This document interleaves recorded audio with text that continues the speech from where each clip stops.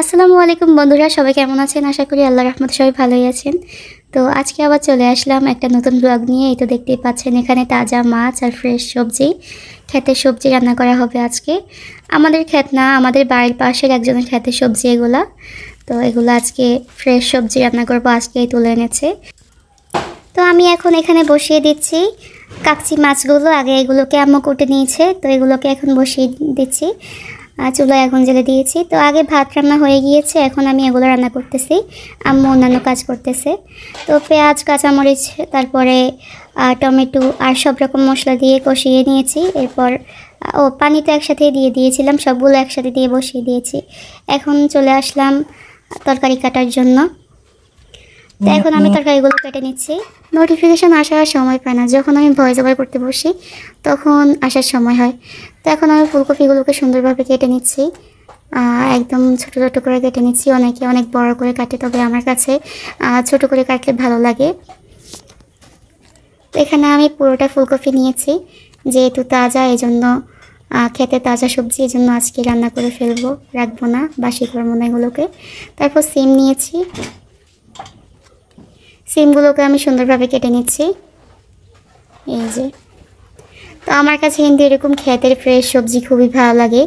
যদিও বাজার থেকে যাদের গৃহস্থী, এটাকে গৃহস্থিয়া সবজি বলে, গৃহস্থিয়া সবজি যাদের, ওদের কাছে একটু দাম বেশি হয় আর কি। তারপরেও আমার কাছে খুবই ভালো লাগে, হাটের সবজির থেকে এই সবজিগুলো খুবই ভালো লাগে। তো আমি সবজিগুলোকে কেটে নিয়েছি, আর এদিকে আমার মাছ ভুনা করা হয়ে গিয়েছে। এখন আমি বসিয়ে দিব তরকারিটা, সবজি তরকারিটা, সিম, আলু, ফুলকপি রান্না করবো আর কি। তো সব রকম মশলা দিয়ে এখন আমি এখানে পানি দিয়ে দিব। পানিতে বলক আসার পর দিয়ে দিব মাছগুলো। আগে ভালো করে পানিগুলো ফুটতে হবে। লবণ দিতে ভুলে গিয়েছিলাম, তো লবণটা আমি পরে দিয়েছি। এখন ভালোভাবে পানিগুলো ফোটার পর আমি মাছগুলো দিয়ে দিলাম। তাজা মাছের মাথা দিয়ে রান্না করব আজকে, মাছ রান্না করব না, মাথা দিয়ে রান্না করব আজকে। তারপর এখানে আমি বাঁধাকপিটা কেটে নিচ্ছি। এটা দেখতে পাচ্ছেন কি সুন্দর, একদম মানে ওটা বড় হয়ে ফেটে গিয়েছে, খুবই সুন্দর লেগেছে আমার কাছে এই বাঁধাকপিটা। মানে যেগুলো একদম গোল ওগুলোও দেখতে সুন্দর, কিন্তু এটা একদম ফেটে গিয়েছে, এজন্য আমি এটা নিয়েছি। এখন এগুলোকে সুন্দর করে কেটে নিচ্ছি, একদম মিহি করে কুচি করছি। আর বাঁধাকপি মিহি করে কুচি না করলে আমার কাছে একদমই ভালো লাগে না।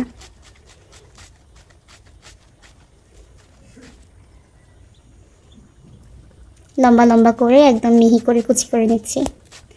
তো আপনারা কে কে আমার ভিডিওটা কোন জায়গা থেকে দেখছেন অবশ্যই কমেন্ট করে জানাবেন। আর আমি কিন্তু আপনারা সবগুলো কমেন্ট পড়ি। ইউটিউব থেকে দেখলে ইউটিউবে কমেন্ট করবেন, ফেসবুক থেকে দেখলে ফেসবুক কমেন্ট করবেন। আর অবশ্যই বুঝতে পারছেন, যেহেতু ব্লগিং করতেছি, অবশ্যই সফলতার জন্য কিছু আর্ন করতে চাই। তো আপনারা আমাকে সাপোর্ট করবেন, সাহায্য করবেন কিভাবে? আমার চ্যানেলটা সাবস্ক্রাইব করবেন, আর ফেসবুক পেজ থেকে দেখলে পেজটা ফলো করবেন, তো একটা লাইক কমেন্ট করবেন যদি ভালো লাগে আর কি। আপনাদের ভালো লাগার উপর এতে সব কিছু ডিপেন্ড করে। তারপর আমি মাথাগুলো উঠিয়ে নিয়েছি কষানোর পর। এখন আমি তরকারিগুলো দিয়ে দিচ্ছি। এখন আবার তরকারিগুলোকে ভালো করে কষিয়ে নিব, ওই পানির মধ্যেই ভালো করে কষিয়ে নিব, কোনো পানি দিব না। তারপর কষানোর পরে সিদ্ধ হয়ে গেলে পানি দিব। এখন ভালো করে কষিয়ে আমি একটা ঢাকনা দিয়ে দিয়েছি। আমার বোনকে ঢাকনা আনতে পাঠিয়েছিলাম, ও ছোটো একটা ঢাকনা নিয়ে এসেছে, এজন্য ঢাকনাটা হয়নি। তো কষানো হয়ে গেলে এখন আমি পানি দিয়ে দিয়েছি, পানি দিয়ে আবার ঢাকনাটা দিয়ে দিলাম। তারপর সিদ্ধ হওয়ার পর আমি আবার মাছের মাথাগুলো এখানে দিয়ে দিলাম। কীভাবে আগুন জ্বলতেছে দেখতে পাচ্ছেন। এই চুলাটা কিন্তু আমার এই জন্য খুবই পছন্দের, যদি এটা এখনও লেপা হয়নি, আবার লেপতে হবে, এই জন্য একটু এটাকে অপরিষ্কার দেখা যাচ্ছে। লেপলে কিন্তু অনেক সুন্দর দেখা যায়, তবে আগুনটা খুব সুন্দরভাবে জ্বলে।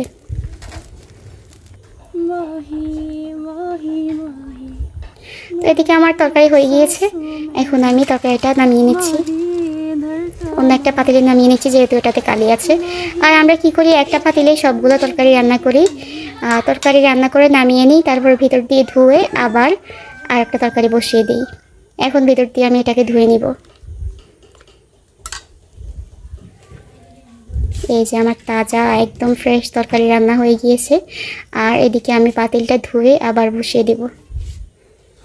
এখন আমি বাঁধাকপিটা ভাজি করব।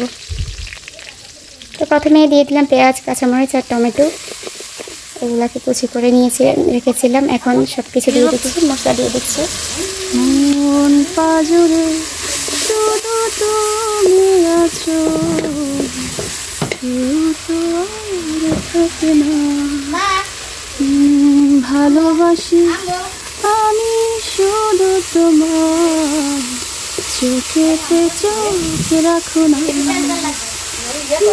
ভালোবাসা দিয়ে রেখেছি অন্তরে,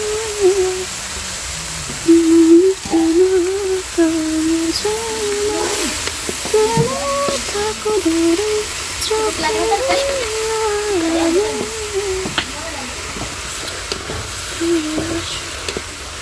মন পাজরে শুধু তুমি আছো, কেউ তো থাকে না, ভালোবাসো শুধু তোমার, চোখেতে চোখ রাখো না।